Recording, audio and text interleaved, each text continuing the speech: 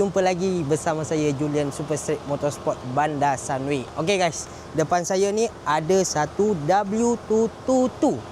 Dia pre-facelift yang dah siap buat kepada conversion facelift design S63.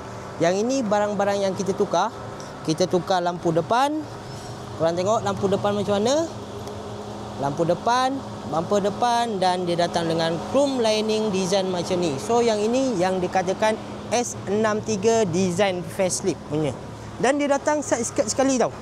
Side skirt dia ada datang sekali dengan chrome lining. Dia datang set macam ni. Saya tunjuk korang bahagian belah belakang pula. Bahagian belah belakang dia datang set bumper belakang, diffuser, exhaust tip dan lampu belakang facelift design. So untuk korang owner-owner Mercedes, jangan lupa datang jumpa saya dekat Super Street Motorsport Bandar Sunway.